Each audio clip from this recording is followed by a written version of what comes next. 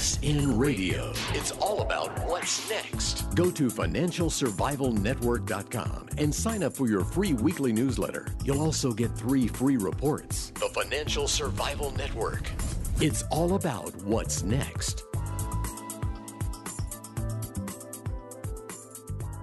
You are listening to the Financial Survival Network. I'm Kerry Lutz. It's time for another edition of What's Next. The date is July 9th, 2014. I'm talking to you in late afternoon. I'm in Las Vegas for 2014 edition of Fredomfest. Lots been going on today. Didn't want to forget about you. My voice sounds a little bit strained. I apologize, but can't help the cold. It's actually looking like it's a bit of a rainy day in Vegas, which is strange because it never rains in Vegas. They're having a bit of a water shortage, as you know. But hey, the show must go on, as they say. So, funny thing happened today. They released the FOMC minutes of the last meeting, which says the tapering is going to end on or about October of this year. And, they've been promising this, they've been cutting back, but we know they take away with one hand, they give with the other. You've seen credit card debt going up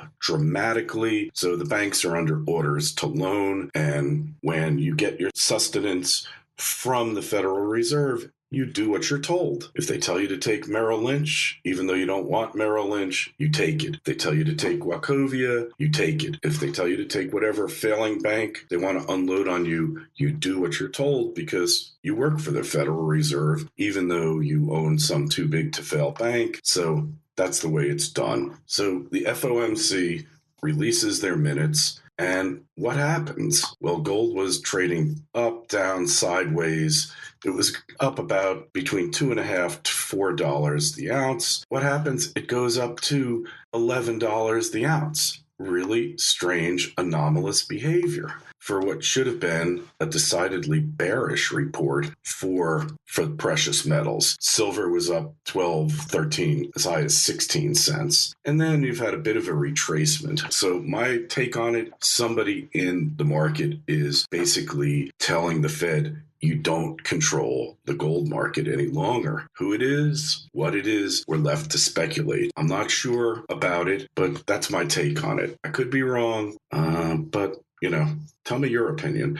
By the way, we're brought to you by Borderless Holdings, borderlessholdings.com. You're in the market for bullion, which I think you should be at this point. I know I am. Lowest possible prices, premiums right in there with the lowest. Got great prices on shipping. And don't forget their wearable wealth. That is the best concept that I've seen in the precious metal space since I've been following it I've been following it since the dollar almost crashed in the 80s. So, and I'm not that old either, in my 50s. So wearable wealth, in case you're not familiar with it, it's basically 24 karat gold jewelry. Indian jewelry is generally 22 karat, not that durable. You got these beads, you can wear them as a necklace or a bracelet. They can go from 1 ounce to 10 ounces. I don't know about you, 10 ounces is a lot of jewelry, and premium's not that high. The great thing is they're insurable because generally your bullion is not insurable, and because you're wearing it as jewelry, you can effortlessly go through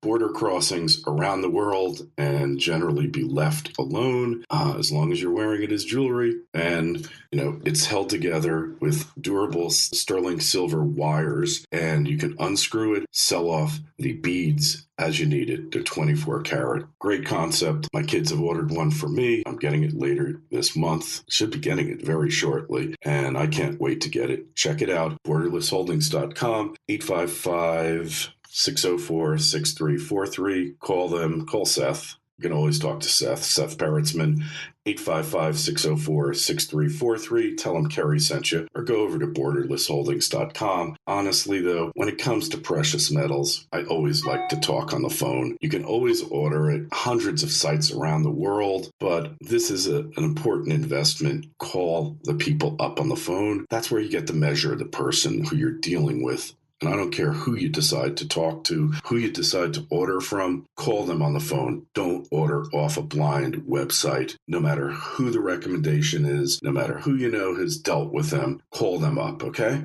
Subsequent follow-up purchases, that's fine. Use the website. But at least for your first 1 or 2 or 3 orders, you call them up and you talk to them. I'm telling you, that's the way I do it. I would never first order off a website blind. I think that's insane, unless you're doing it off of eBay and you got buyer protection and all that. And even then, I'd be very careful. So anyways, what's up for today? We got Mr. Dyson from the Palm Beach Letter, gold versus stock market.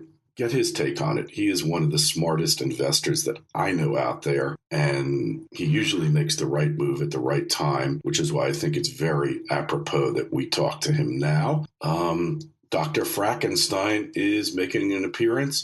He's back in North Dakota. He's got the scoop on what's going on with fracking. A lot of things happening. I don't know if he's going to want to talk to you about specific info, but I'll try to get him to talk to you about it. Hey, the school breakfast and lunch wars are heating up because, look, the kids don't want to eat healthy. The parents don't teach them to eat healthy.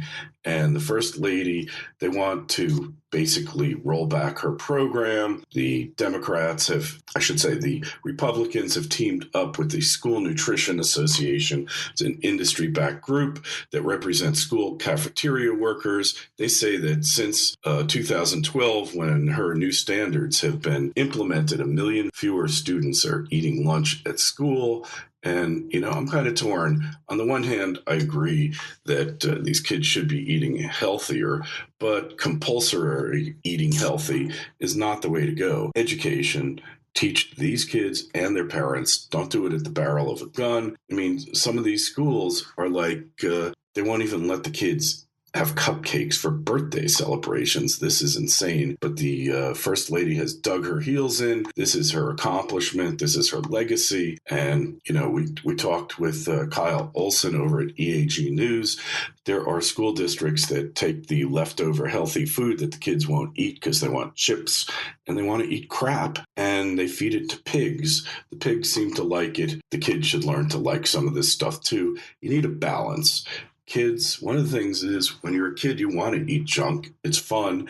It's not going to have that much effect on your body, but take it from me. Later on, when you're an adult, it has an effect. By the way, if you want to support the show, go to clubfsn.com. Anything you want to give. I told you our goal here is to get streaming video, set up a professional video studio, get more hosts on. There's a lot of talented people out there that I'd like to give the opportunity to be hosts on the Financial Survival Network. And the only way we can do that is with proper funding. I'm looking at other sources as well. But if you can help, clubfsn.com. And we've gotten a few of you out there that have helped. We need more. So please help. It's not to line my pockets. It's just to give you more programming that I know you really like. And don't forget, check us out on Facebook. Our Facebook page is Kerry Lutz and Financial Survival Network. Also, follow us on Twitter at Kerry Lutz. Subscribe to us on the iTunes store. Just look for Financial Survival Network. Send us emails at khl@kerrylutz.com. We've also got a YouTube channel, FSN Gold and Silver. Okay, so there's a town that privatized everything called Sandy Springs, Georgia. Everybody is an independent contractor. They went from 828 employees to 471. Everybody gets a 401k. There's no defined contribution, defined benefit plans anymore. And they've set aside 25% of revenues now for infrastructure and capital improvement. This is a model for the rest of the country, but there's a lot more that needs to be done here, and independent contractors is the way to go here. Let's face it. We just can't afford to do it any other way. And we've got a lot more to talk about. The end of the war on drugs. Jeff Berwick wrote a story about that, an editorial for the Daily Bell, which is one of the sites that we like. It's a real good libertarian site out of Switzerland, and we think they do a really phenomenal job. Jeff's toning it down a little bit these days, but Jeff is a good guy. We'll see him here at Fredomfest. We like him a lot, and basically, that is it for now. Just keep your eyes on gold and silver. We don't know when they're going to really stage their big move. We like to see these little moves, especially on news that should be driving them in the opposite direction. The more of it we see, the better off it is. So stay tuned for more. We'll talk to you soon. FSN Radio. It's all about what's next. Go to financialsurvivalnetwork.com and sign up for your free weekly newsletter. You'll also get 3 free reports. The Financial Survival Network.